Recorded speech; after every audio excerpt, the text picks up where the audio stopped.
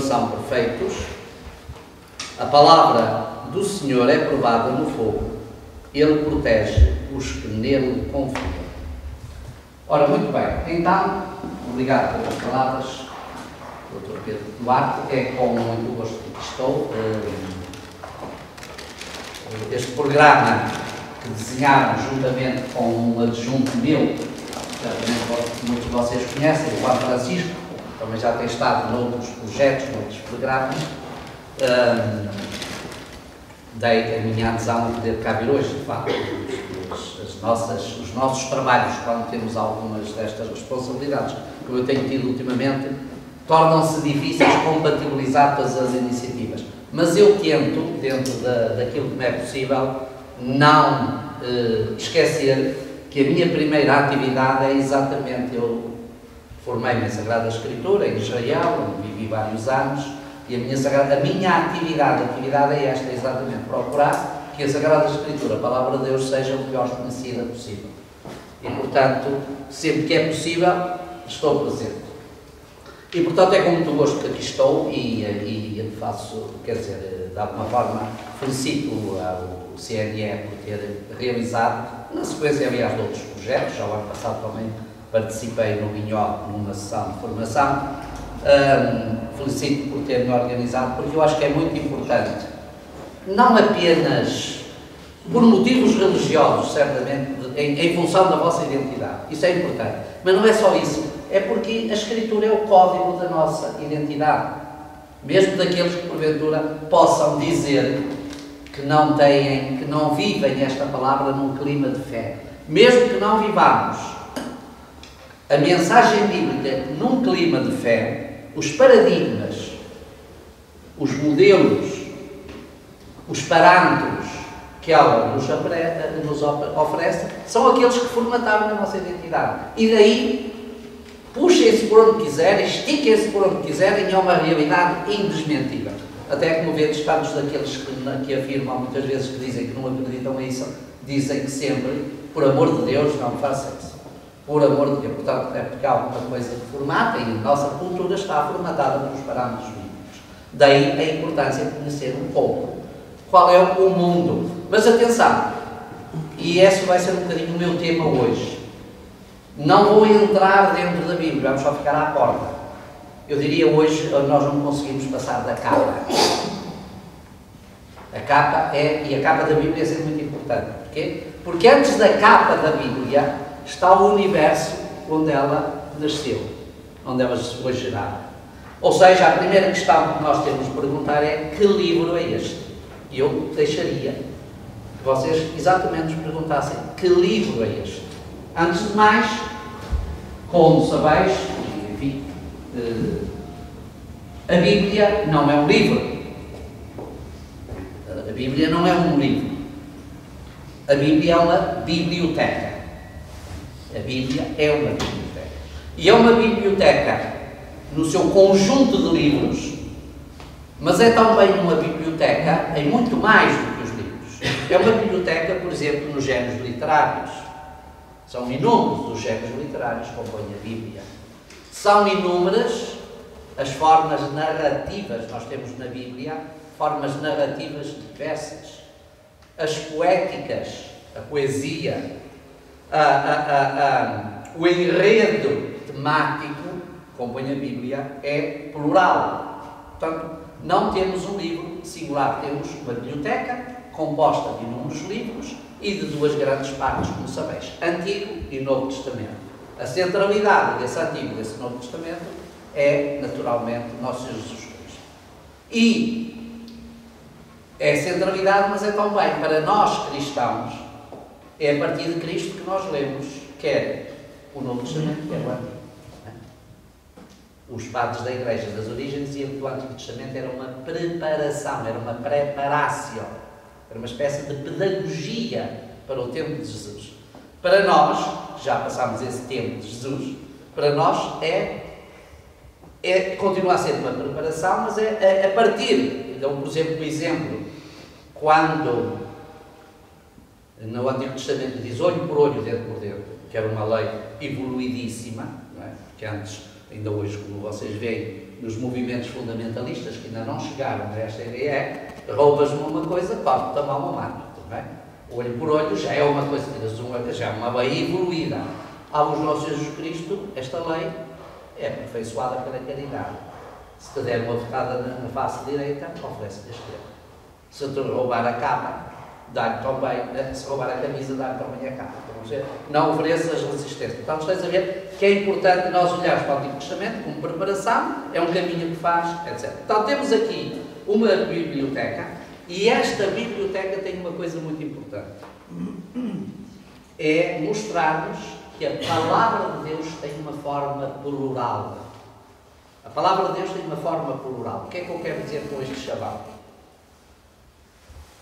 Todas as religiões têm uma tendência ao uniformismo, a monopolizar uma via, a ter apenas uma perspectiva de leitura do universo. A Escritura tem inúmeras perspectivas de leitura. Cada livro tem uma perspectiva. E é na confluência dessas múltiplas perspectivas que nós encontramos o núcleo central da mensagem. Portanto, a pluralidade de livros oferece-nos também uma pluralidade, uma diversidade de leituras, de formas de olhar o mundo. E às vezes nós, e como sabeis, os sistemas, os movimentos, as práticas religiosas têm muito esta tentação. Querer que todos sejam reprodução em série. Nós temos muita tentação de fazer reprodução em série. Não é? O filme dos tempos modernos do Charlot tinha muito essa problemática. Não é? Enfim, já agora já não se vê, mas era um filme clássico que mostrava um bocadinho isso.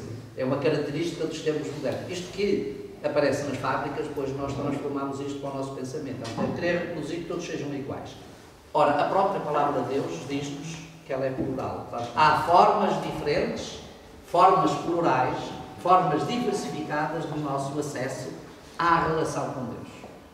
E a Escritura é exatamente já a expressão disso. É memória de uma história em que há pluralidade de formas de aceder. Ou seja, nós temos vários caminhos que nos levam até Deus.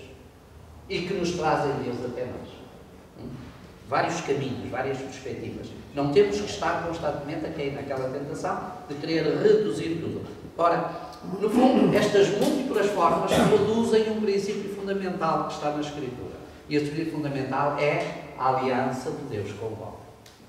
Esse é o grande tema da Escritura, a aliança de Deus com o homem. A aliança é que a nossa história não é uma história nem do acaso, nem de capricho. Não é de destino, nem é marcada nem por um drama, nem por uma tragédia. A nossa história é uma história de aliança. Vocês reparem que é uma coisa muito bonita. A cultura grega não conhece a tragédia. A cultura bíblica não conhece a tragédia. Na cultura grega, o que é que significa a tragédia? Significa que eu não tenho saída na vida. Então, um tiro na cabeça é a melhor saída. Não é? Na Sagrada Escritura, isto não existe, porque há sempre a esperança. Há sempre um futuro. Há sempre a escatologia. Há sempre uma abertura ao perdão e ao infinito. Isto é um sinal da aliança. Numa aliança, nós, se fazemos uma verdadeira aliança, temos sempre um caminho aberto para a reconciliação. Portanto, um dos grandes contributos da história da humanidade é dizer que o homem pode viver em aliança com um Deus.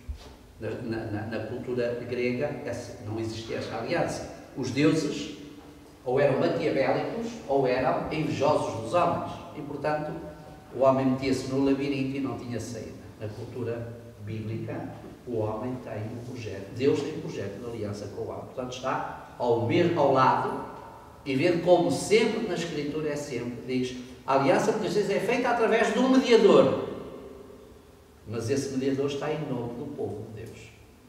Moisés, no caso, está. Os grandes personagens bíblicos são os homens de aliança, de fazer a relação, de estabelecer a relação entre o povo e Deus. Portanto, este princípio é fundamental, porque é um código de leitura da Escritura. Eu devo ler a Escritura sempre exatamente como este projeto de aliança. E por isso aí o homem entra, e Deus também entra. E é desta relação de aliança, Deus com o homem, que nasce a história da salvação. desta relação de aliança de Deus com o homem. O homem não é um ser a mais, Deus tem um lugar e o homem também tem. A história é feita também por cada um de nós. Este é o grande contributo da Sagrada, da Escritura para nós. Crescei e multiplicai-vos, dominai a terra, transformai-a.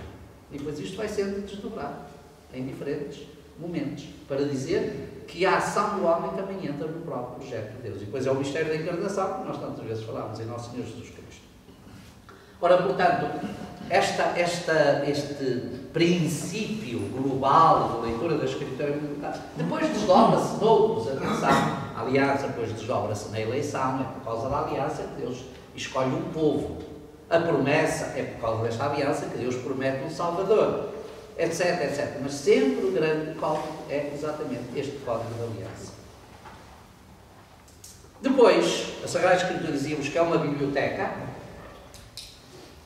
ou se quiseres, é um livro plural, e um livro plural tem duas componentes que nós nunca devemos esquecer, e também é muito importante. Hoje, no geral, temos muita tentação de esquecer isto.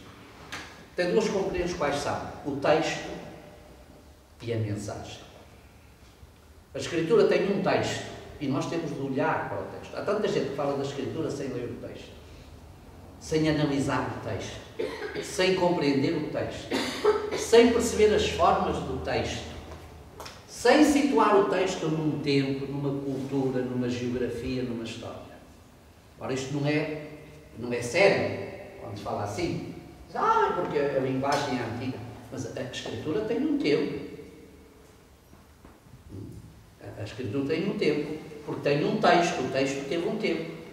Nós hoje não precisamos com muitas coisas, sei lá, vocês provavelmente não leem, porque não são fáceis de ler.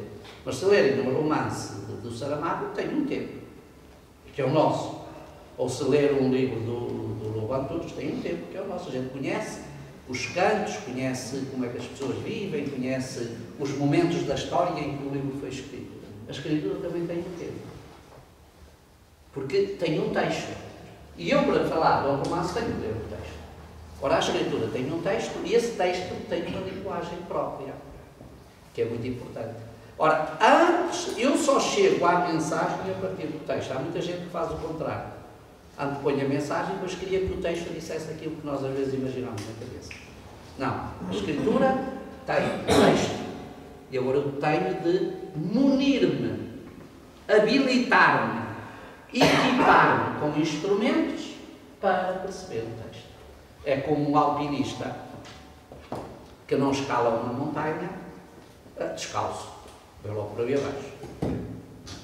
Ou vai para uma montanha de gelo tem de ir equipado ou vocês se vão fazer uma peregrinação, levam pelo menos uma mochila às costas, ou se vão para o acampamento, têm de levar têm de pôr a tenda, têm de não sei o que mais, têm de ter muitos instrumentos, não é? Portanto, ora, é exatamente, eu para perceber o texto, também tenho de ter instrumentos para me aproximar dele. Mesmo que se eu não tenho esta capacidade de ter os instrumentos, tenho pelo menos de estar advertido, munido, preparado, que vou encontrar dificuldades para ler o texto. E porquê? Porque só lendo o texto eu chego à mensagem. A mensagem é aquilo que eu quero. Eu costumo dar muitas vezes este exemplo, que agora já dei várias vezes e as pessoas desmentiram. Mas pronto, cada um também é filho do seu tempo.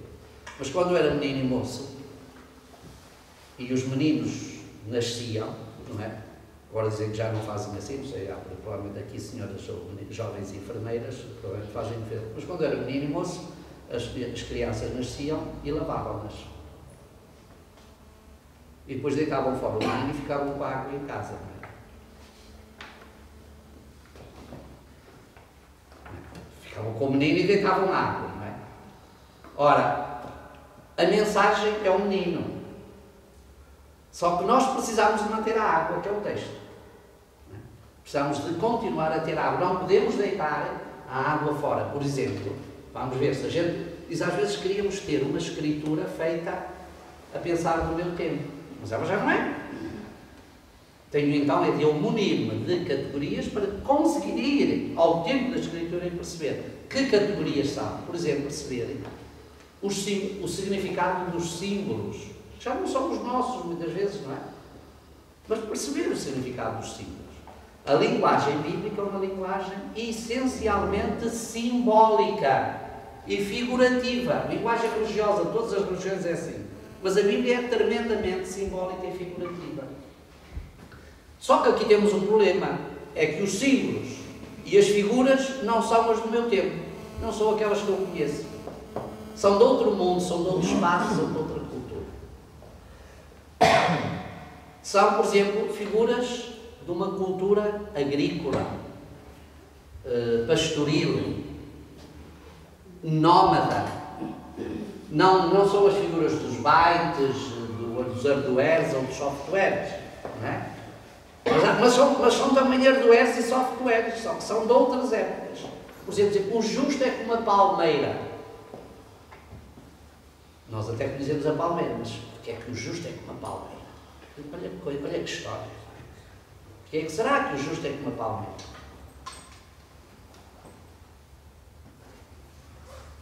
É porque, de facto, no Médio Oriente, a palmeira era a única árvore que se mantinha verde durante não tem estação. Não lhe caem as folhas. Produz tâmaras dulcíssimas, não é? Portanto, o justo é como a palmeira, está sempre pronto a dar bons frutos e sempre verde, sempre viçoso, sempre fresco, não murcha, não cai. Vamos ver? A casa do Senhor, a vinha do Senhor é a casa de Israel. Um símbolo, quer dizer, para hoje, para a maioria das pessoas da cidade, para muitos, provavelmente vocês, mas muitos jovenzitos que a gente vai dizer isto, que é isso. Eu sou o bom pastor, vós sois o rebanho. Estão a ver, nós estamos hoje, continuamos hoje, mas estas imagens, muitas vezes não nos percebemos o alcance, mas sabemos que elas são profundamente figurativas. Elas representam, mas nasceram numa cultura que não é nossa. Muitos jovens hoje na cidade provavelmente nunca viram um rebanho efetivo, um rebanho. Quer dizer, veem muitos rebanhos nos filmes, nas imagens, nos diaporamas, no YouTube, nessas coisas todas. Mas assim um rebanho do que é o pastor, o cuidado que o pastor tem, a forma como o pastor anda. E nunca viram um rebanho na Palestina, que é diferente. Então, ainda muito diferente daqueles sulcalcos do deserto. A linguagem do deserto.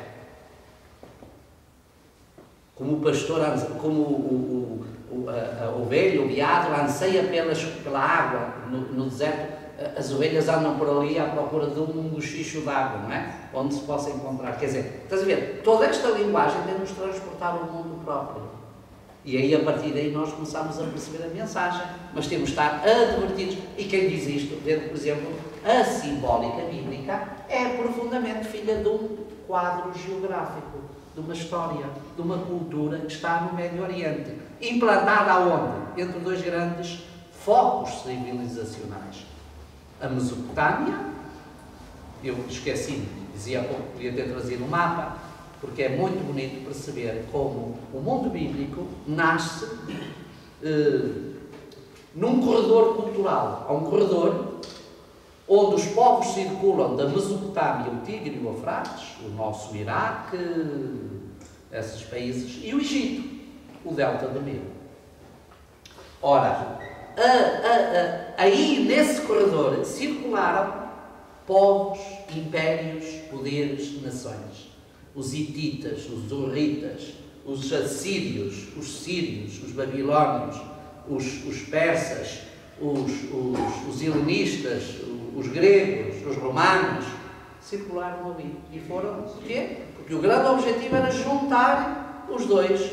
Aqui ainda hoje nós ouvimos muitas vezes falar do norte-sul, não é? É um conceito que anda no meio dos analistas da economia e do desenvolvimento social, o norte-sul. Ora, exatamente na antiguidade temos o norte-sul.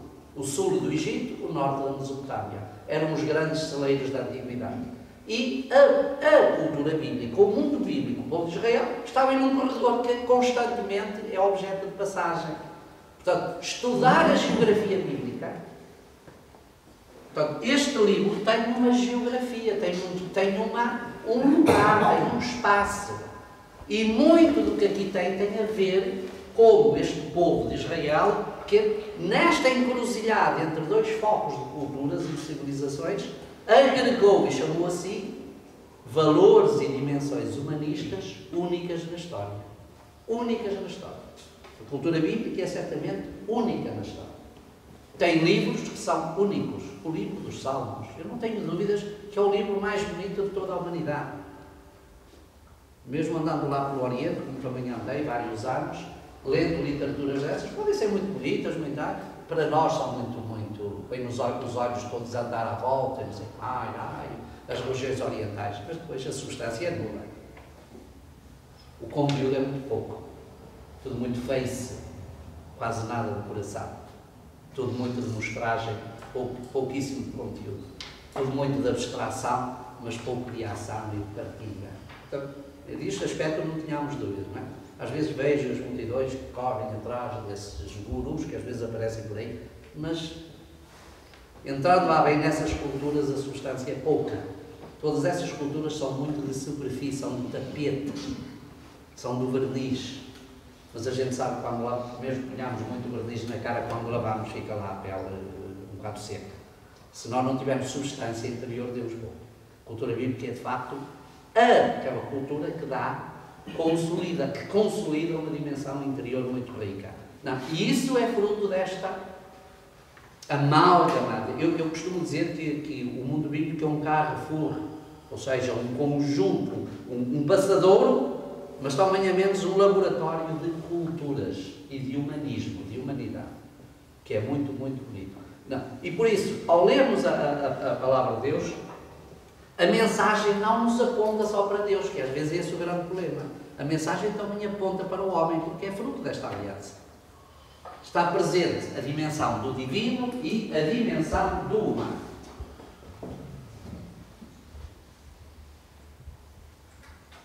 Bater um bocadinho de água também faz bem. Depois, a Escritura tem um povo. Não é uma realidade abstrata. A Sagrada Escritura tem um povo que está no centro, que é o povo de Israel. E tem uma história, que é a história deste povo, que é feita numa relação de aliança com Deus, como há pouco vos dizia. E outra coisa que é muito importante, tudo isto que eu estou a dizer, que a cultura tem um espaço, tem um povo, tem uma geografia, tem uma história, significa uma coisa muito importante para nós. Ao contrário, provavelmente, daquilo que muitas vezes nós temos na nossa real cabeça, a Escritura não caiu do céu. A Sagrada Escritura não caiu do céu. Não caiu nem num paraquedas, nem foi trazida por nenhum anjo, nem a recebeu ninguém. Sabeis que o Corão foi dado por Alá a Maomé. A Escritura não foi dada a ninguém. A Escritura nasceu nesta aliança. E nasceu deste diálogo entre Deus e o homem. E diz, um texto do Concílio Vaticano II, que nós estamos a celebrar 50 anos, chamada Dei Verbum, a Palavra de Deus, que é um dos documentos mais importantes que o Concílio Vaticano II elaborou, diz esse texto, de uma forma muito bonita, que a Escritura é Palavra de Deus em linguagem humana. Este binómio, acho que carece de ser bem explicado. Portanto, é esta Constituição, este documento, aqui está assim um bocadinho maior, um bocadinho pequenino, mas muito bem feito, aqui tem com uns comentários nesta edição, diz a Escritura, a Sagrada Escritura, a Bíblia, é Palavra de Deus em linguagem humana. Palavra em que sentido? Mensagem. Nós muitas vezes dizemos isto mesmo, dizemos assim, aquela pessoa não tem palavra. Ela tem palavra, até fala bem, mas não tem palavra, isto é, não é fiável. Aquilo que ele transmite não é credível, não tem crédito. Para a Escritura é palavra, ou seja, Deus tem crédito. E a linguagem é humana. Porquê? Porque a Escritura é um livro escrito, por isso é que se chama Escritura. É um livro escrito, não caiu do céu. E é escrito em quê? Em linguagem humana. Esta linguagem humana tem quê? Tem línguas, tem figuras, tem símbolos, tem estruturas. Estás a ver? Logo, a Sagrada Escritura é o livro da encarnação da mensagem de Deus. Portanto, é a palavra de Deus encarnada. Quando nós falamos da palavra de Deus encarnada, quase sempre, como sabeis, estamos a pensar em Jesus Cristo. Mas não é só. Jesus Cristo é a expressão suprema dessa palavra. Mas a Sagrada Escritura é desde as suas origens palavra encarnada. Porquê? Porque é uma palavra que nasce da realidade do mundo concreto. Nasce da realidade do povo, de uma geografia, de uma história. E, portanto, temos aqui esta dimensão que nunca também podemos esquecer. Olhar para a Escritura como algo que contém. Das coisas que mais eu não diria que mais me surpreende. Alguém dizia, desde que vi um porco andar de bicicleta, já nada me surpreende, não é? Mas uma das coisas mais surpreendentes, que é o mais, que a gente não está à espera, mais inexpectáveis que a gente tem, é as pessoas dizerem assim, padre, mas a Escritura tem lá tantos pecados, pessoas a fazer coisas tão feias, coisas... É exatamente. Porquê? Porque é também a palavra do homem. É a palavra do homem, é a realidade do homem encarnado. É este homem concreto. Nós, não, ao contrário do que muitos desejavam, nós não somos anjos, somos pessoas concretas, com as limitações. E todos estão, no fundo, a Sagrada Escritura também é a expressão desta humanidade limitada, podemos dizer, chamar-lhe pecadora, mas limitada, contingente, finita, com defeitos, com qualidades, com virtudes. Este é o homem concreto que nós temos. A Escritura também tem esta dimensão de humanidade, do humano. Não é? E por isso é importante nós percebermos que, de facto, a Escritura não é um livro abstrato. Embora a sua mensagem seja uma mensagem de valores, de dimensão do divino, ela tem também a componente humana, que é esta componente humana que carece de ser salva, que carece de ser aperfeiçoada, que carece de ser, de progredir, que carece de crescer. Portanto, esta é a dimensão humana que é chamada. Portanto, tudo temos exatamente este aspecto. Sempre pensar que a Escritura não caiu do céu, não é uma realidade abstrata, é uma realidade que tem história. A Sagrada Escritura tem uma história. E como tem uma história, nós precisamos de a interpretar. E aqui nascem, então, aqueles elementos que são importantes para estudar a Sagrada Escritura. É que eu preciso de compreender o texto. Preciso de estudar. Porque ele tem uma história. Eu preciso de recuperar esta história. Conhecer esta geografia. Perceber esta linguagem. Compreender os seus símbolos. Esta abordagem, naturalmente, é muito importante. Naturalmente que eu nesta introdução, não para vocês, olhando para as vossas caras, vejo logo que não é necessário estar a dizer que a Sagrada Escritura é composta do Antigo Testamento, do Novo Testamento, tem livros históricos, tem livros poéticos, tem livros de sabedoria, tem livros narrativos, tudo isto está um bocadinho. Depois no Novo Testamento tem os Evangelhos, tem as cartas, tem o Apocalipse, isto são elementos que vós encontrais em qualquer introdução, não é? O que eu gostava era que deixar-vos ficar 3 ou 4 elementos, 3 ou 4 parâmetros, que vos ajudem a olhar para um texto e a perceber um pouco a singularidade, a identidade, a especificidade deste texto, do que é a Escritura. Portanto, este elemento de perceber bem que a Escritura não caiu do céu, porque é uma coisa que às vezes dá na nossa cabeça. Pensar que um dia apareceu lá um anjo, ou um príncipe encantado, ou um livro qualquer, e deu lá uma coisa, olha, bem, tens este livro, pega. Não. A Escritura é uma obra que foi sendo composta, que teve um longo percurso de uma coisa que nós hoje já não sabemos, que nós hoje já quase não utilizamos, foi a chamada tradição oral. Antes de ser texto, a Escritura foi palavra.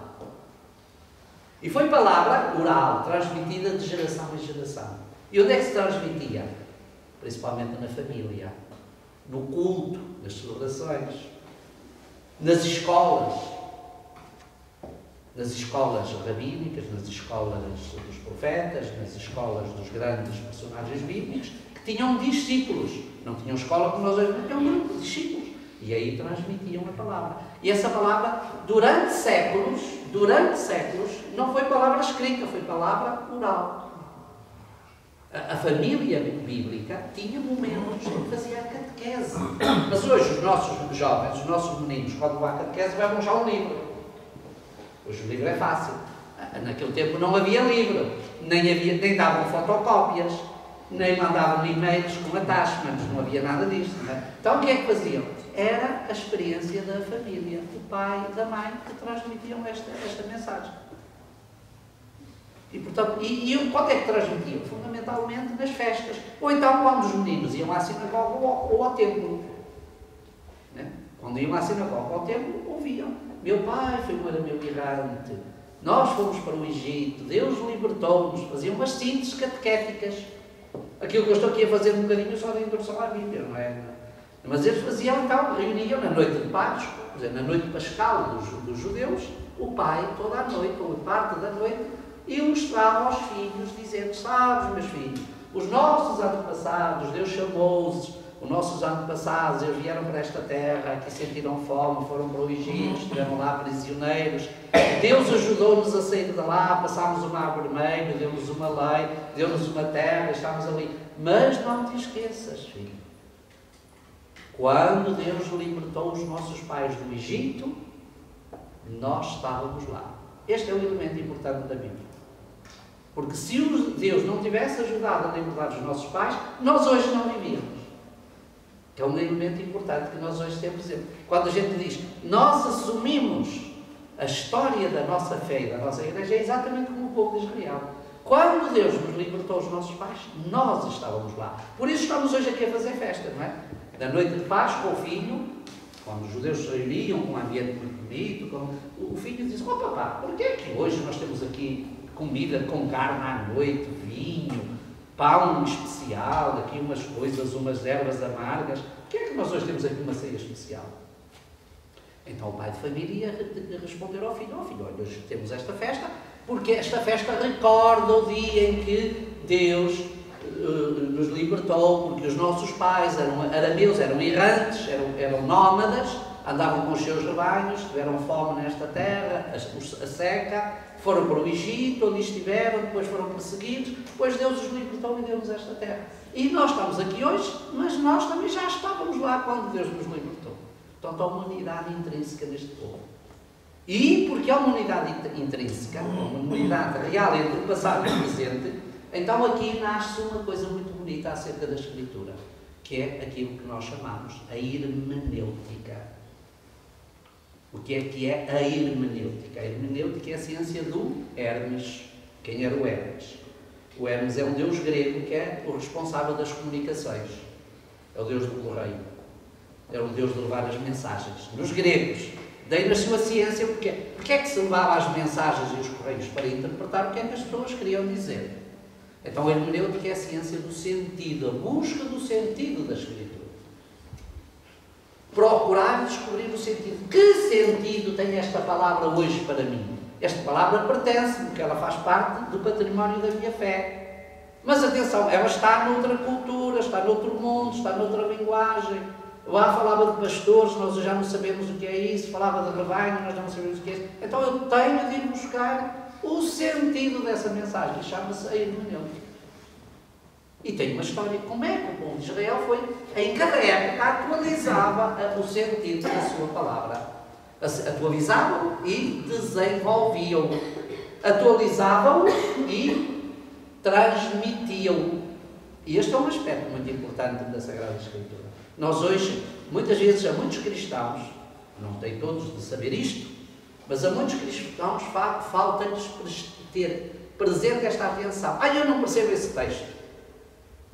Às vezes é razoável que digam: exato, eu não percebo, porque está noutra linguagem, tem uns símbolos que eu já não sei o que é palmeira, já não sei o que é o rebanho, já não sei. Ainda hoje, quem hoje foi à missa, ouviu dizer: saiu o semeador a semear. Uma parte da semente caiu tal.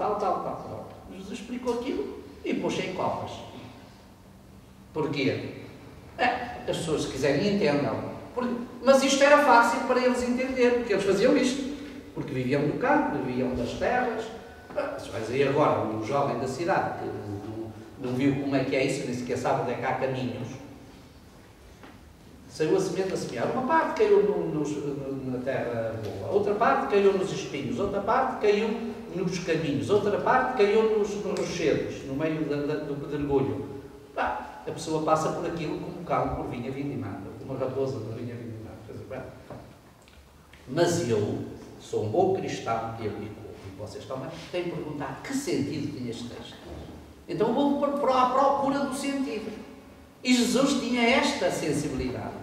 Explicou isto, as pessoas ficaram assim, chegou a casa e disse ao Senhor: vocês entenderam o que eu vos disse?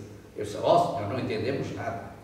Então eu vou-vos explicar, que é para vocês poderem me explicar. Então disse: olha, sabem, a semente que caiu no caminho são como as pessoas que receberam a palavra de Deus, mas não lhe deram grande atenção. Estão sempre a andar, não param. Não deram grande atenção. Pronto. A que caiu nos terrenos pedregosos são aquelas pessoas que receberam a palavra de Deus, mas não aguardam no coração, não lhe dão profundidade. Como a terra só tem pedras, a semente não entrou, não tem profundidade. É preciso meditar isto, é preciso engolir, digerir, é preciso saborear a palavra de Deus. Mas as pessoas não saboreiam, portanto, passam um dia pela igreja, ouviram lá o padre estar a dizer umas coisas, ou leram um texto e dizer umas coisas, mas depois nunca mais prestam atenção nisso. Essa é a semente no caminho. Pois a semente caiu no meio de espinhos. O que é isso? Então Josué explicou. Sabes, aquelas pessoas que andam demasiado ocupadas, preocupadas, porque querem correr para tudo, que se eu tenho de comprar mais um eletrodoméstico, nunca posso parar, mas eu tenho de... Vivem um autêntico, um azábano permanente que nunca prestam atenção nenhuma. Ou seja, ouviram a palavra de Deus, mas essas preocupações fizeram esquecer tudo. Não deixaram que a palavra entrasse. E depois há aquelas pessoas que são uma terra boa, quando a palavra de Deus caiu, amadureceu, e depois começou a produzir fruto. Eu preciso de perceber o próprio Jesus lançou a parábola e depois fez a hermenêutica da parábola. Explicou o sentido da parábola. É isto que nós muitas vezes precisamos fazer. E esta é a tarefa fundamental que nós devemos fazer em grupo, em igreja e também individualmente na medida em que podemos. Procurar o sentido da palavra de Deus. Que sentido? Porquê? Porque conhecendo eu o sentido, posso fazer a aplicação na minha vida. Se eu não chego a perceber o sentido da palavra de Deus, é difícil eu aplicar isto na minha vida, é difícil eu dizer isto tem sentido para mim. Se eu não descubro o sentido, como é que eu posso dizer que tem sentido para mim? Olho para aquilo como um boi pouco. Também acha que é muito bonito, mas fica-se por ali, aquilo não tem mais sentido para o boi. Se eu olho para a palavra de Deus, não lhe percebo o sentido, não busco o sentido, esta atividade é fundamental e isso é uma tarefa que nós todos temos de fazer. Naturalmente uns com mais profundidade, é lógico, outros com menos, mas um bocadinho para dar sentido à vida. Isto faz-se na liturgia, isso faz-se individualmente, isso faz-se quando eu leio, isso faz-se em grupo, isso faz-se quando eu dou catequese com as crianças, etc. Procura explicar, expor o sentido. Senão estou a recitar uma coisa que não tem pés nem cabeça, não é? Então, para mim é muito importante perceber isto, esta componente da vida da Escritura. Avançando um bocadinho mais, estamos a falar da Bíblia e estamos a falar da sua linguagem, como é que chegou até nós. Já não estou a falar das línguas. Como sabeis, a Bíblia foi escrita fundamentalmente em duas línguas, fundamentalmente porque há textos que vão para além disso, que é o hebraico no Antigo Testamento e o grego no Novo Testamento. O hebraico no Antigo, há umas passagenzinhas numa língua aramaica, que é uma língua próxima do hebraico, é como o latim, o hebraico é como o latim, depois gerou várias línguas, o português, o espanhol, o italiano, o francês, o romeno, o provençal, etc. Também o hebraico é filho de umas línguas chamadas língua semita. A grande família das línguas semitas é o hebraico, do Antigo Testamento, há umas páginas em aramaico, que é uma língua muito próxima, como português e espanhol.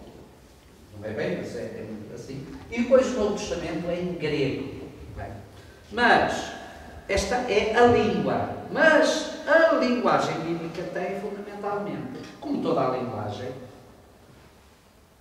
3 dimensões importantes e que nós temos de as descobrir, também as temos na Sagrada Escritura.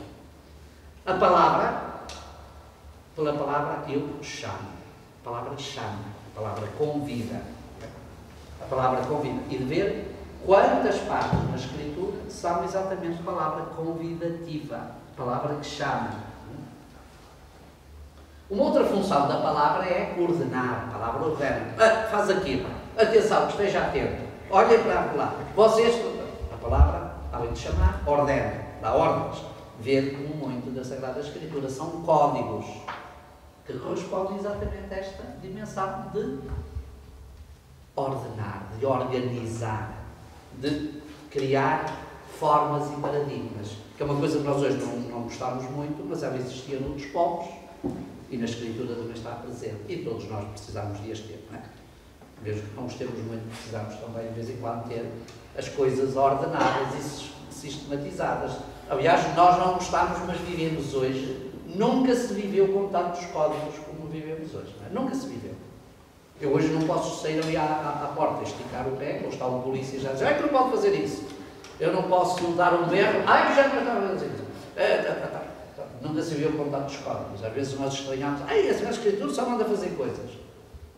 Muito menos do que aquilo que nós temos. Não é? Quantos códigos nós temos, quantas leis, enfim, já nem prestamos muita atenção porque elas se anulam umas às outras e depois ninguém as cumpre. Mas, de qualquer forma, é assim mesmo. As pessoas não passam mais nada que sejam fazer. Nunca se preocupam em saber se elas estão a ser cumpridas ou não. Não é? Nunca. Então, tem de fazer mais que é para justificar o ordenado. Nada mais. Pronto. Portanto, na Escritura nós também temos esta função. A palavra ordena. A palavra transmite mensagem. Mas há uma função muito importante que a Escritura privilegia. A palavra interpela, a palavra convida, a palavra deixa um apelo, a palavra sugere uma mensagem. E então a Sagrada Escritura, para além da linguagem simbólica, tem muito esta linguagem interpelativa. A palavra interpela.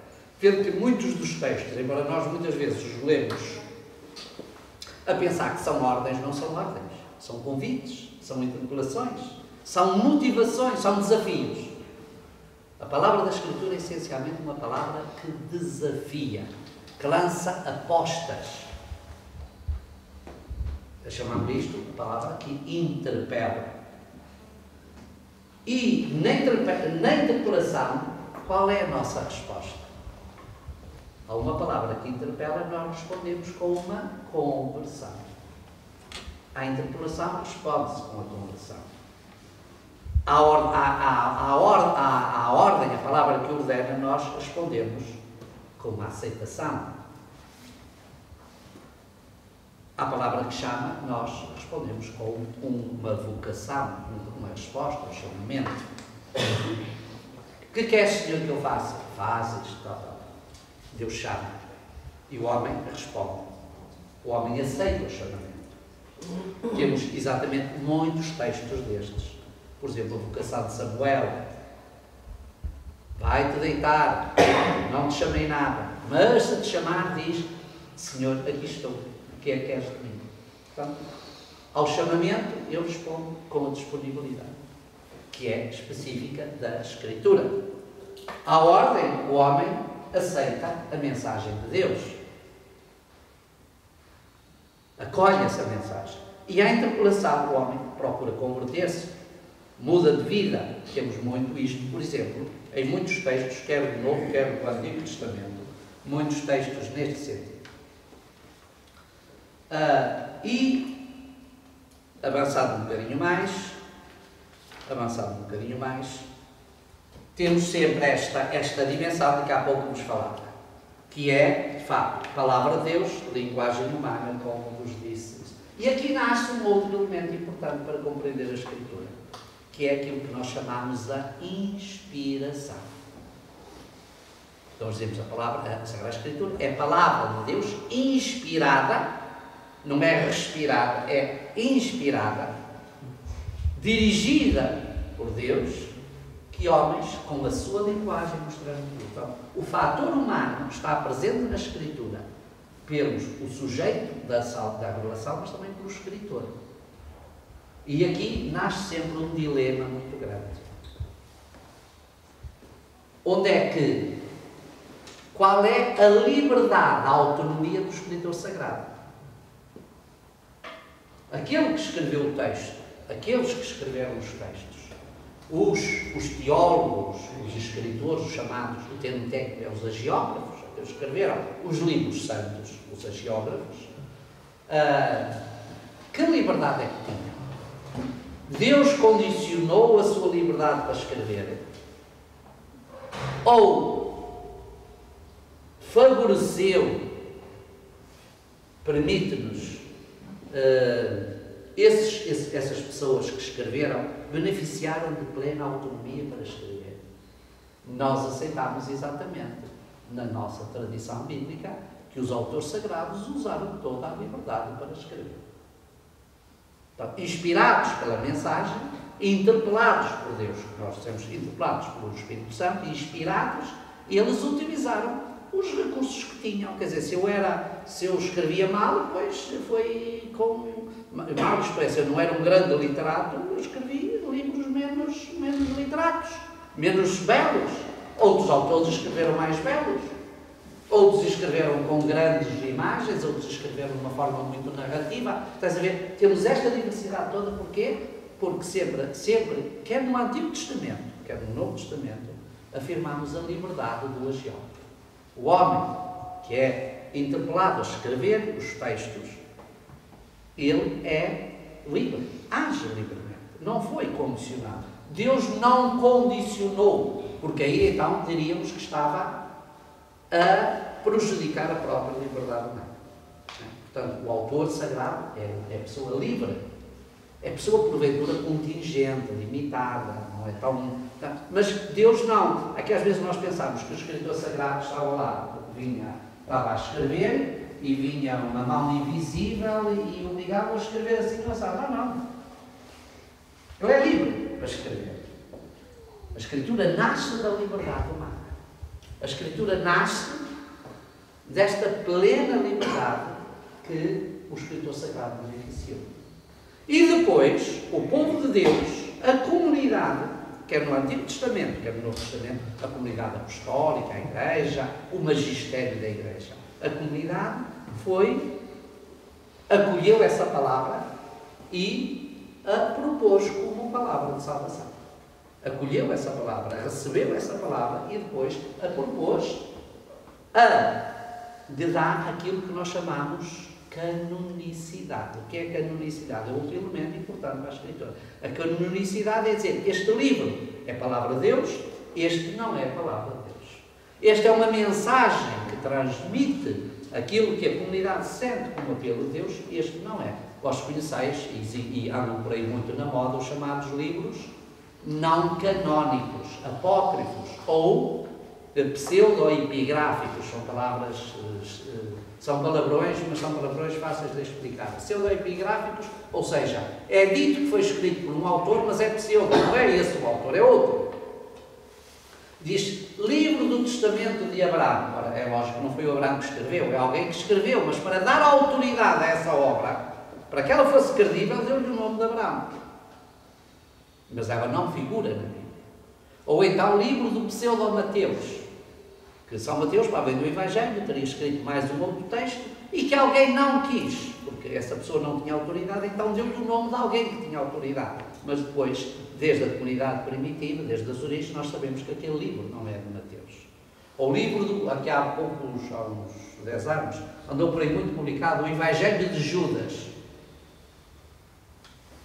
Judas até pode ter escrito um Evangelho, mas nunca esse Evangelho na comunidade foi aceito como sendo um Evangelho autêntico, um Evangelho verdadeiro, de alguém que escreveu uma coisa que lhe passou, que a comunidade nunca aceitou. Portanto, aquele sentido que há pouco vos dizia, que eu recebo um património que transmite e que a comunidade foi transmitida. Portanto, a isto chamamos o cânon. Já tereis ouvido muitas vezes falar, o cânon dos livros bíblicos. O que é o cânon dos livros bíblicos? Não é nenhum canudo. O cânon dos livros bíblicos é isto, é dizer, este livro está dentro daquilo que é a fé da Igreja, a fé da comunidade, como no Antigo Testamento, também no Novo. É uma espécie de corredor, o cânon. E dizer, estes livros estão dentro deste corredor, e há aqueles que estão ao lado, que são estranhos, que são esotéricos,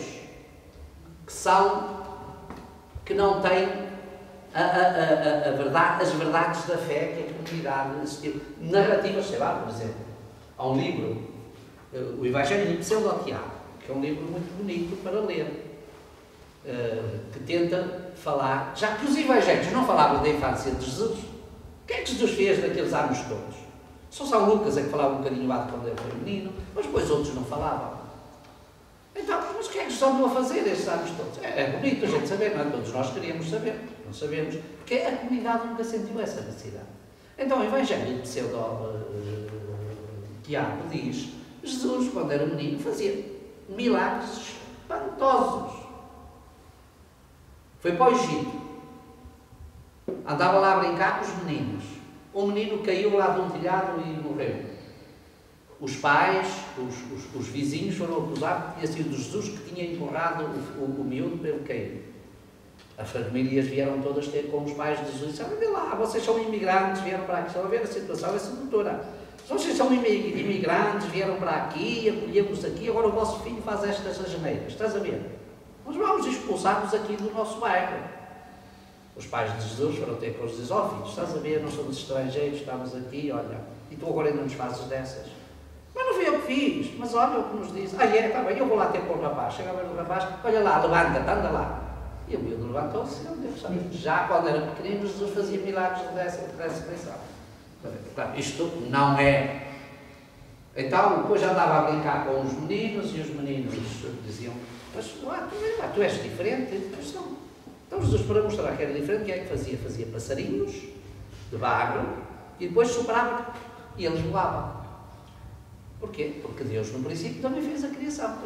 Então, Jesus é como Deus Criador, também faz estas coisas. Ora, nunca isto foi aceito como verdades da fé. Então, é que se diz, este Evangelho nunca foi aceito na comunidade como sendo uma narrativa verdadeira da vida de Jesus. Era um livro de coisas, e os exemplos são imensos. Até se diz de Nossa Senhora, aos 3 anos, estava no templo, subia 5 escadas de cada vez. Cada passo, que era uma coisa de verdade.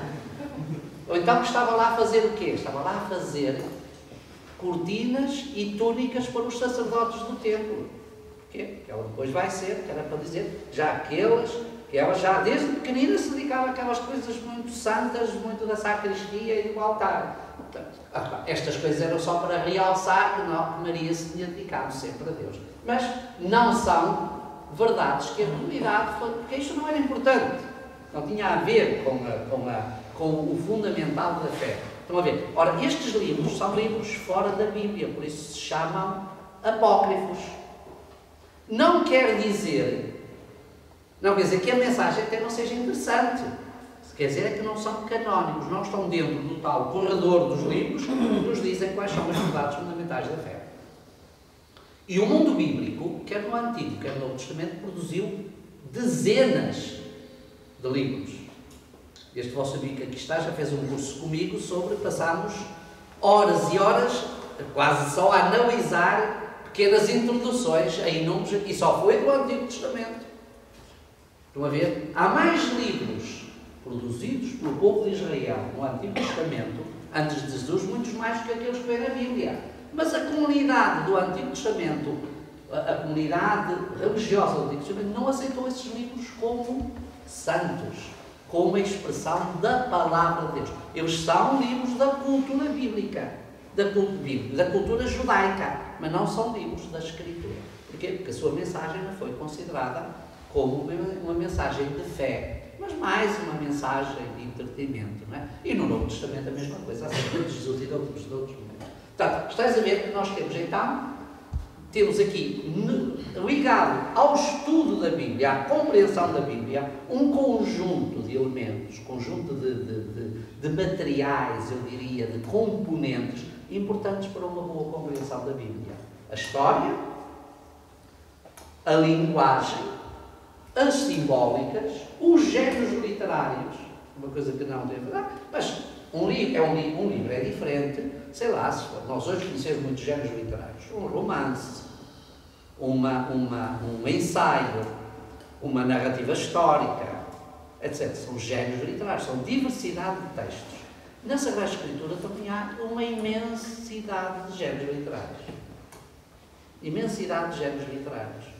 Há narrativas históricas, há relatos simbólicos, há textos de natureza pessoal, eu diria autobiográficos, há exortações, há orações, há salmos, tudo isto são géneros, são textos diferentes, têm elementos diferentes. A mensagem é a mesma, é a palavra de Deus em linguagem humana. A palavra de Deus. As formas da linguagem são diversas, a mensagem é única, que é esta a mensagem da aliança de Deus com o povo, que depois se traduz em diferentes elementos. Então, talvez temos 20 minutos, 25, podemos estabelecer um bocadinho de diálogo, se vós quiserdes, até para não virem aqui e estarem só, levam depois o ouvido cansado. Podemos colocar alguma questão que queiram colocar, algum problema. Então, como vos disse, isto é apenas um pequeno elenco das questões. Nós não analisamos as questões, só as elenqueia. Só fiz um elenco das questões. Isto é quase como quando a gente consulta um jornal desportivo. Vemos a constituição da equipa, mas depois falta a narrativa do jogo. Nós aqui só vimos a constituição da equipa, falta a narrativa do jogo, falta agora a descrição do jogo, não é? Só vemos a narrativa, como é que alinhou? Olha, o que eu estive aqui a fazer foi quase a composição da equipa. Não é?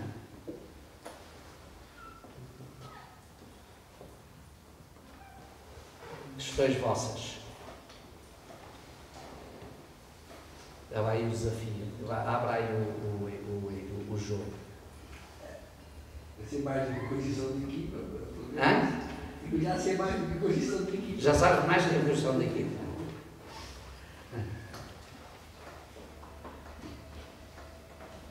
Disse que a Bíblia era escrita por homens inspirados por Deus.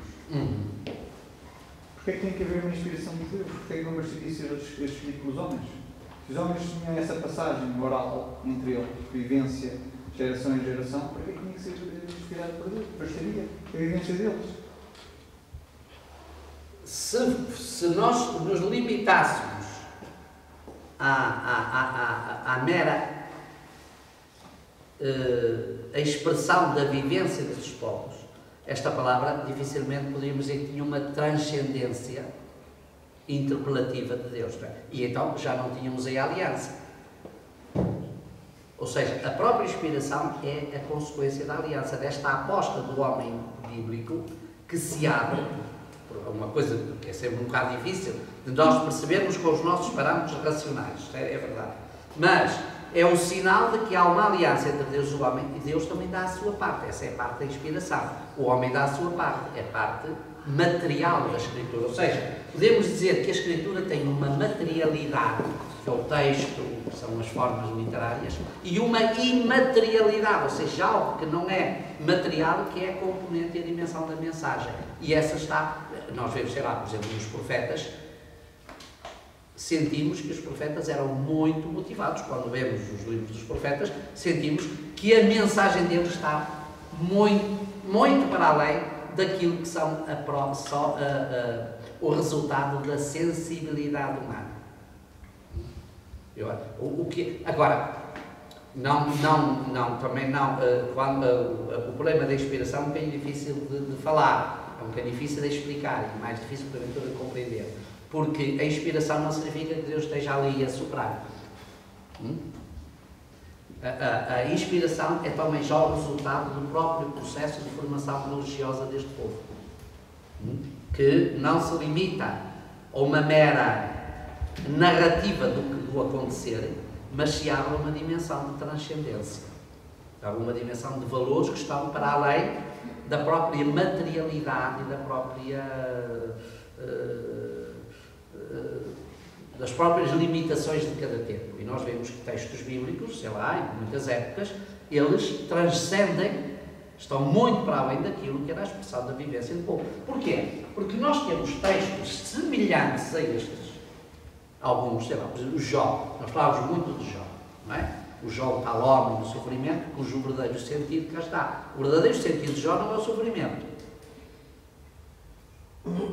A narrativa humana parece que é o sofrimento, mas o sentido da mensagem não é o sofrimento. O sentido da mensagem é a procura de Deus.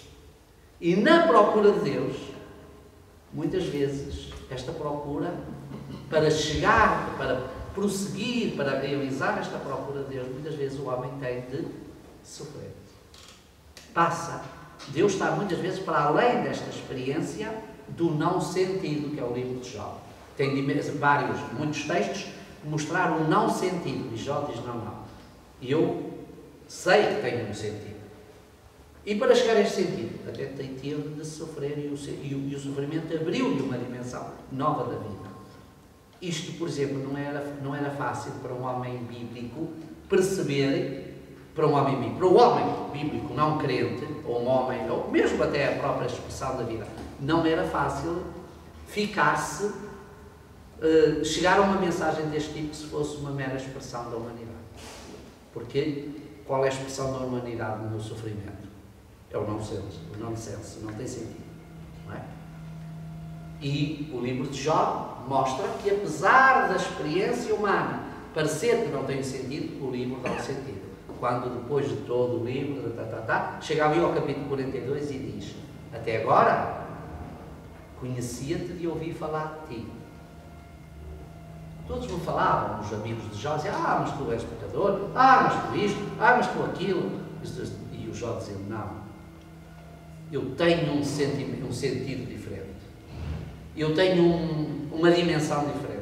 E então chegava ao capítulo 42, 5 e diz: até agora eu conhecia-te de ouvir falar de ti, porque o meu pai me falou, o vizinho me falou, porque os meus amigos me falaram. Mas agora viram dos meus olhos. Ou seja, aquela experiência que ele viveu abriu a um sentido diferente.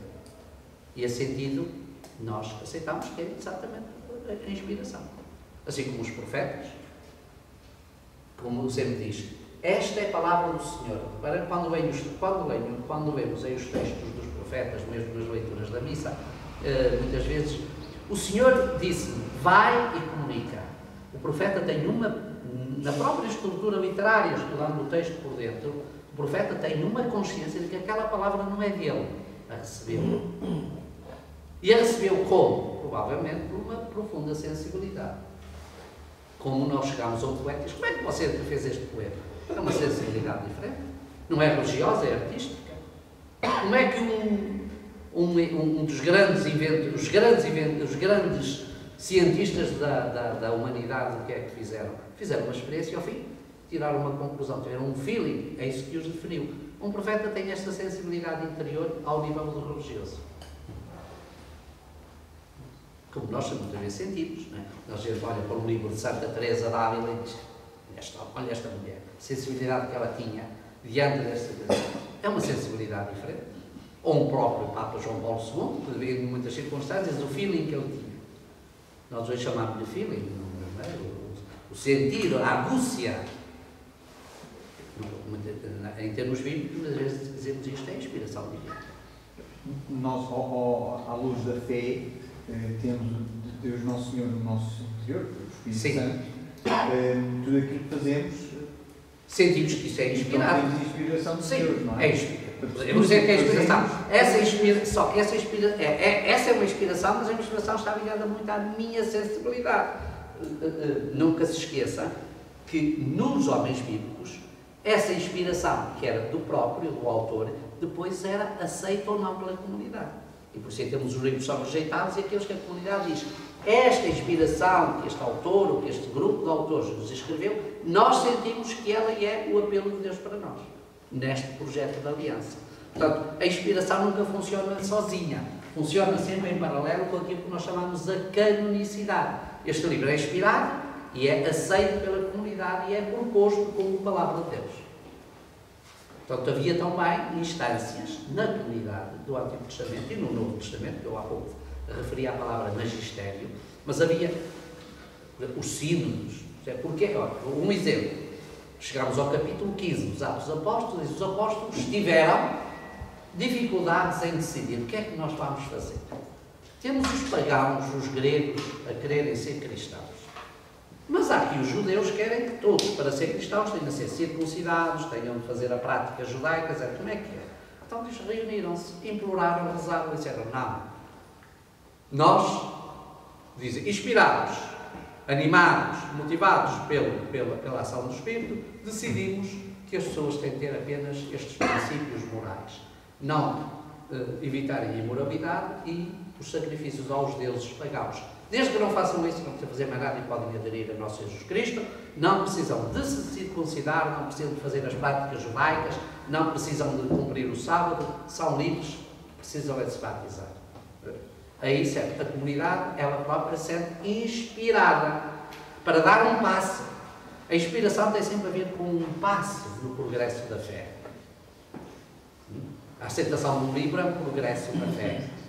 A motivação de uma comunidade é um progresso na fé. Então temos aqui sempre esta relação entre inspiração e canonicidade, que funciona muito bem. E depois temos o processo subsequente, se estou inspirado, eu tenho de perceber o sentido, que é então a tarefa da hermenêutica, da exegese, perceber o texto. Fazer a exegese é analisar o texto e perceber o que é que o autor quis dizer. Que tipo de mensagem nos propõe? Que conclusões eu tiro deste texto? Que aplicabilidade eu faço deste texto à vida? Em grupo, em comunidade ou também individualmente? Isto nós fazemos isto num processo, muitas vezes, de luta interior. Muitas vezes de luta interior, todos sabemos, quando queremos andar nessa luta interior, tentar a fidelidade, ou então de apoio. Alguém que nos ajuda e que nos ilumina. E que nos ilumina, isto não ilumina, ajuda. Porque nestas coisas da fé, ninguém toma decisões por outro. Ninguém nos dá o bilhete. Quer dizer, não é como eu vou ao médico e diz, olha, você leva esta banha de cobra, põe lá que isso vai passar. Nestas coisas da fé, eu apenas ajudo. Nós podemos ajudar a abrir caminhos, mas não há pílulas. Se você fizer isto, acho muita graça aos provavelmente vocês, atenção que vai receber mais do que eu. Aí, se passar esta mensagem, não sei quando, isto vai acontecer uma coisa muito... A mim só não acontece uma coisa, fazer delito, não é? Nada mais. Mas, claro, isto na vida espiritual nós não temos receitas tipo pílula. Não o banho de cobra, não é? Nós temos sempre o envolvimento pessoal do crente. Motiva-se, encontra apoio, certamente, muitas vezes precisamos dele, mas motiva-se, isto tem a abertura do coração. Isto também é um bocadinho de inspiração. O sentir-se, o deixar-se motivar pela palavra de Deus e pô-la em prática. Não é? Também é um bocadinho de inspiração. Diz. Há um aspecto que não falou e para mim sempre achei que é um aspecto importante e de certa maneira desconcertante no meio deste conjunto de livros. É que eles são todos escritos bastante tempo depois do que aconteceu. Alguns deles até muitas centenas de anos depois de tal tradição oral, não é? Mas a realidade é que o que é que para nós como é que nós podemos fiar uma coisa que foi, por exemplo, o livro mais antigo do Antigo Testamento que temos, não é? Disponível foi aqui do ano 200, mas depois de Cristo, não é? O primeiro livro. O Pentateuco? Sim. Não. É assim. Vamos lá ver. Temos de distinguir 3 etapas na questão dos livros bíblicos. Pelo menos 3 etapas. A primeira é a idade das tradições. aquilo que foi transmitido, remonta a quando? Remonta a quando, primeiro.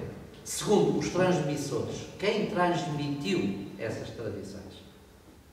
Que as tradições não se referem ao cabelo ou à saia das senhoras, nem ao capote dos homens. As tradições são as verdades, a mensagem da doutrina. Às vezes a gente pensa as tradições, é porque andavam com as sobrancelhas mais compridas ou o cabelo mais comprido. Não são, quando a palavra tradições aqui não é isso, é a tradição, ou seja, os elementos fundamentais da palavra. Portanto, a primeira coisa é saber a origem, a idade dessas tradições. Portanto, há tradições bíblicas muito antigas. Como é que elas foram transmitidas? Os mediadores da tradição, dessa tradição. Normalmente já mencionei aqui a família, o culto, as celebrações, as estruturas sociais. As estruturas sociais, sei lá, por exemplo, onde é que na antiguidade não, que não era do meu tempo, se faziam as notícias lá na minha terra? Quem é que transmitia as notícias? Não era nada. Era o lavatório, o lavadouro público e o adro da igreja. Era o adro da igreja e o lavadouro. Uma coisa que quase ninguém sabia, ao domingo, ao fim da manhã, já toda a gente sabia, porque no lado da igreja já se tinha feito a comunicação. Ou então o lavadouro público. Também se fazia muito essa tradição. Não é? Onde é que se fazia a transmissão destas tradições na antiguidade? À porta das cidades, onde se encontravam. Por isso as cidades tinham portas. As portas eram fiscalizadas para não entrar aqueles que eram os inimigos da cidade. Ou estranhos. Ou os animais, que a cidade era para os vivos, não era para os animais.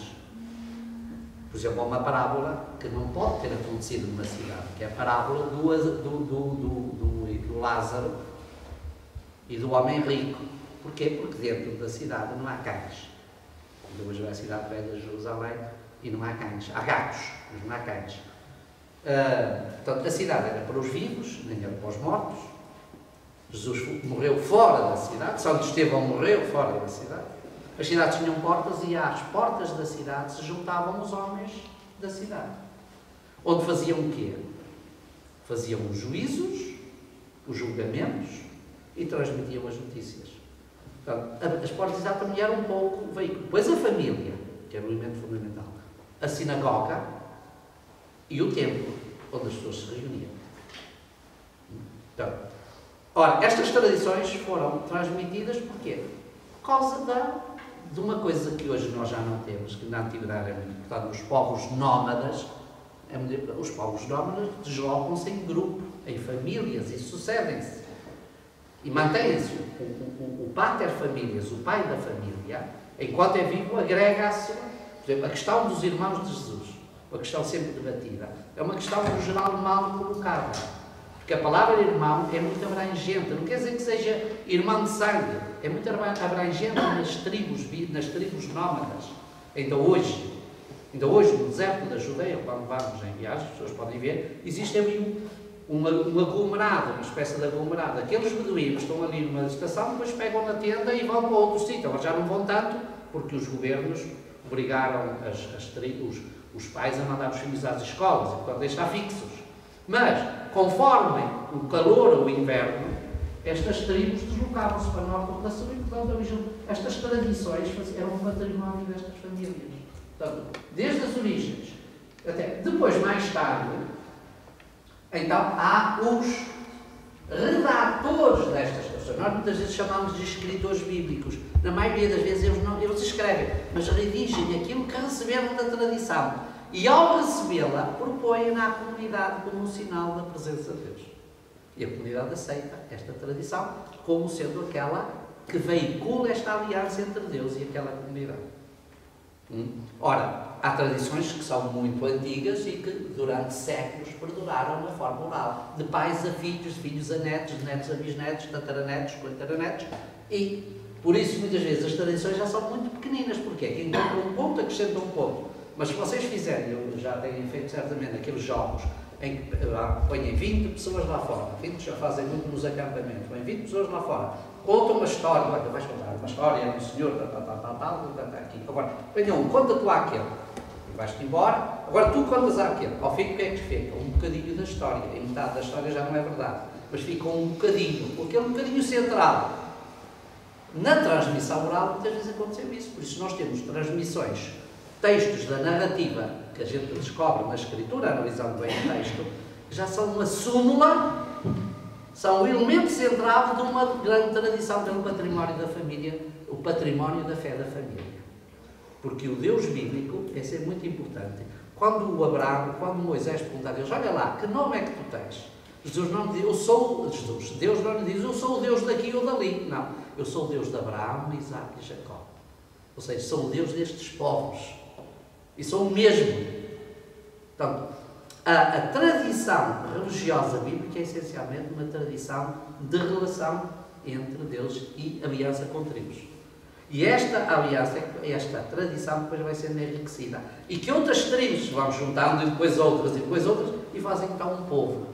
Então, a história da transmissão do texto está muito ligada à história da formação do próprio povo de Israel. Ou seja, o conjunto daquelas tribos que têm uma identidade religiosa. Eles não têm uma identidade de terra, porque não tinham terra. Não têm uma identidade de formas de vida, porque eram diferentes. Alguns deles nem têm identidade, como é dizer, de maternidade, porque vêm de tribos diferentes. Mas vão ter depois uma identidade religiosa, porque uns partilham a aliança com os outros. Esses são os textos mais antigos, pois há textos que já são mais recentes. Os textos dos profetas, os profetas não escreveram, provavelmente Jeremias. Os outros profetas não escreveram. Então, quem é que recolheu a mensagem dos profetas? Não havia fotocópias, ninguém andava com o gravador atrás, nem com o telemóvel a gravar. Não tinham um gravador que você tem bem para as aulas, não tinham isso. Então, os discípulos receberam a mensagem do Mestre. E guardaram-na, e viviam de acordo com aquela mensagem, ensinavam-na. E mais tarde começaram a escrever o que aconteceu com o nosso Jesus Cristo. Quando é que os apóstolos começaram a escrever o Evangelho? Quando é que escreveram? No ano 70. Não foram os evangelhos, Jesus nunca andou com secretários atrás dele, nem conselheiros, nem fazedores de imagem, nem porta-voz. Atenção, vou dar uma conferência de imprensa. Venho anunciar, não venho ninguém anunciar à rádio.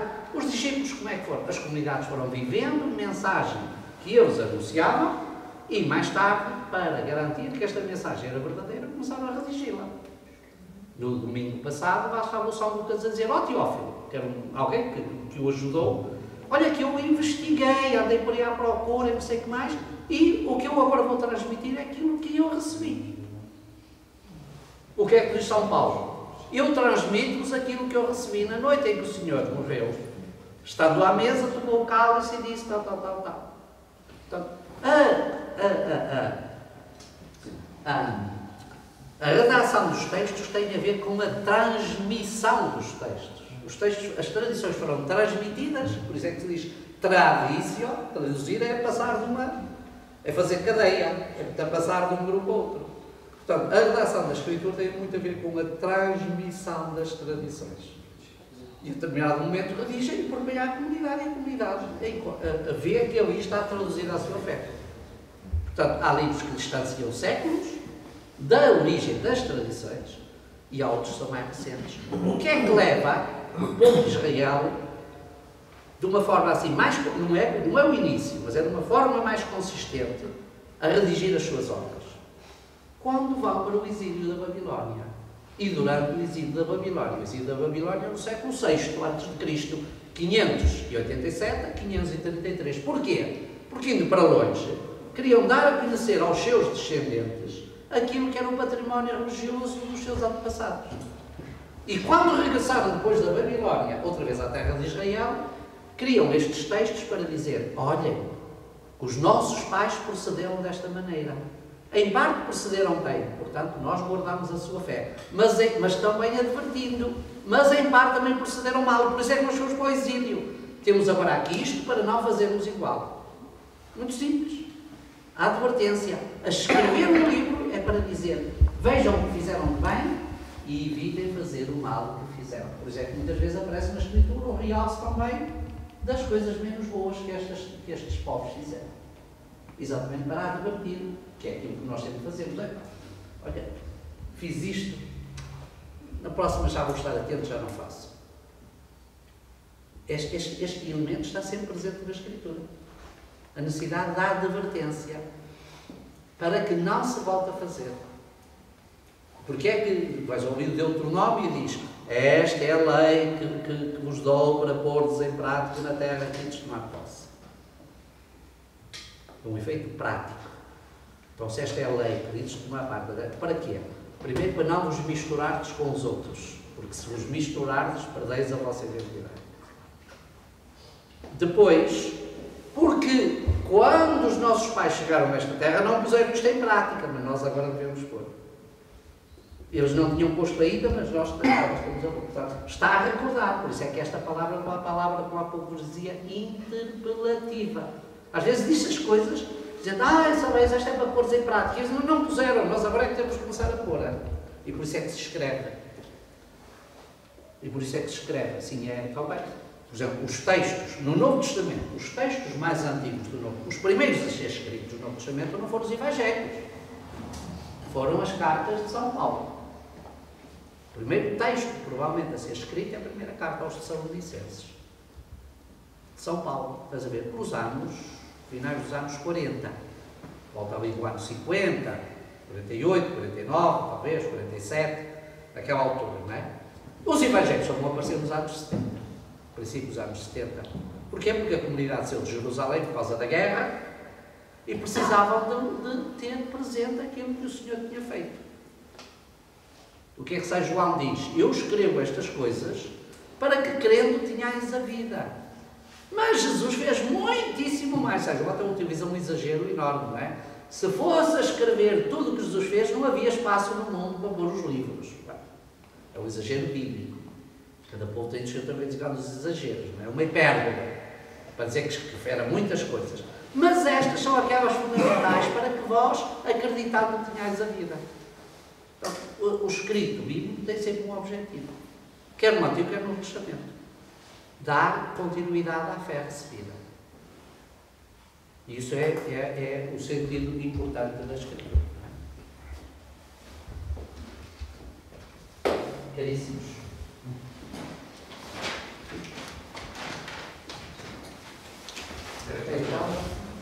Muito obrigado. Foi desafiante, interpelante e, de certo modo, muito propedêutico para as próximas sessões. Isto é uma propedêuticazinha, não é? Já ficaria contente se gostássemos mais. Eu já nem diria gostar. Gostar, certamente gostamos todos. Estar mais atentos àquilo que é o texto. Nunca se esqueçam disto. Que é muito importante. A Escritura também é texto. E é um texto bonito, belo. Há textos da Escritura que são lindos. Mesmo aquelas histórias antigas, que sei mais, elas não são histórias, elas são desafios. Mais do que aquilo que a gente lê lá, temos de estar sempre atentos àquilo que elas querem dizer. E a exemplaridade, o modelo, o paradigma de muitas vezes aquelas histórias. Por exemplo, a beleza dos Salmos, uma expressão, não são de hoje, são de há 2000 e tal anos. 3.000, 2.500, estão a ver? Onde as outras culturas não tinham nada, quase nada. Quando nós vamos aos livros da Escritura, o aspecto que não disse, quando vamos aos livros da Escritura, que nos narram a história deste povo pequenino, quase insignificante, um grãozinho de areia, no meio dos povos poderosos do Médio Oriente, e na mesma época vamos às culturas de Babilónia, do Egito, não sei o que mais, nós lá só temos bocadinhos de livros. Histórias não concretas. Lembrem-se que os únicos povos que têm assim um corpo de texto comparável ao mundo bíblico é o mundo grego, mas muito posterior. Muito posterior. A Escritura é de facto um monumento também literário. É um monumento literário. Nós às vezes não temos esta consciência que a Escritura é... E depois ver que o mundo é uma coisa que eu comecei por dizer, não desenvolvi. Os paradigmas da nossa cultura partem da Escritura. Ver quantos textos da Escritura foram comentados, usados em romances, em textos, o nosso Camões, os nossos literatos, quantos, as figurações da arquitetura, da escultura, da pintura, os parâmetros em que nós hoje vivemos, tem aqui o seu código genético. A escritura é o código genético da nossa cultura e da nossa identidade, do nosso património. Isto mostra, de facto, a beleza disso. E daí a importância um bocadinho disto. Está bem? Só uma coisinha pequenina sobre este caso. Mas é tão difícil obter o sentido e a mensagem que, inclusivamente, há uma ideia que no interior da igreja, não sei se é no interior da igreja, se alguns padres têm uma opinião, outros têm outra. Como, por exemplo, as últimas palavras de Cristo ditas na cruz, em que ele diz: Pai, porque me abandonaste? Uns dizem que ele estava a rezar o Salmo 22. 22. Outros dizem que não, que é a dimensão humana de Cristo, dizendo que também sente-se humanamente abandonado, que não está divinamente abandonado. E agora, quer dizer, nós que mas essas duas afirmações e não conseguimos. Não, mas essas duas afirmações que fez, eu acho que há padres que dizem muitas outras coisas. O problema é deles. Mas essas duas afirmações que fez, as duas, que estava a rezar o Salmo 22, ou que estava a traduzir a sua expressão, são exatamente verdade, porque elas são mesmo assim. É que o Salmo 22 é a expressão desses dois sentimentos. O sentimento da humanidade do justo que morre e que sente que nessa morte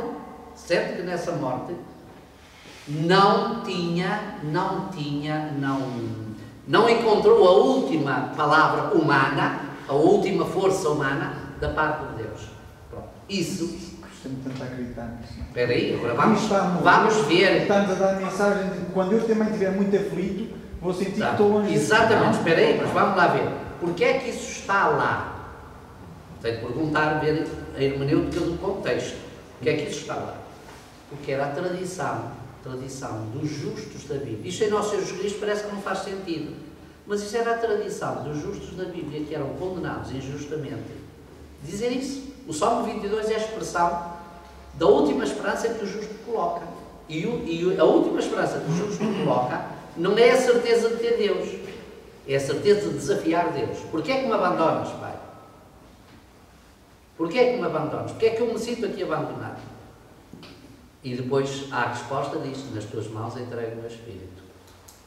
Portanto, é preciso nunca dissociar, tirar, ou seja, o Salmo 22 é o Salmo. Tem muitas outras passagens ligadas ao Salmo 22, tiraram as minhas vestes, despiram, partiram, etc. Muitas delas estão aí porque era um salmo que muitos daqueles que se sentiam condenados injustamente recitavam. Era a oração deles. Uma pessoa, às vezes, algumas pessoas constam assim muito já, que vão dizer mais, começam a rezar a Ave Maria, eles não tinham a Ave Maria, não tinham Pai Nosso, rezavam este salmo, que é o salmo destes momentos. O salmo traduz um pouco isso. Traduz, por um lado, a expressão material de um abandono. Mas, em última instância, esse abandono é um abandono aparente que o verdadeiro justo confia o seu espírito em Deus. E, portanto, não há contradição. Eu sei, é verdade, que há muitas outras leituras e hermenêuticas disto, e muitos padres dizem muitas coisas dessas, alguns até nem sabem muito bem o que é que estão a dizer. Pronto, mas isso é normal, também sei que têm alguma dimensão humana, e nem todos têm a obrigação de saber tanto a Bíblia como eu. Exatamente, mas o desafio é exatamente, mas o desafio é para todos. Eu no geral, costumo dizer que a maior fatia de ignorância na Igreja não está nos leigos. Não quero dizer onde está. Pronto, então, muito obrigado, boa noite e a nossa paciência.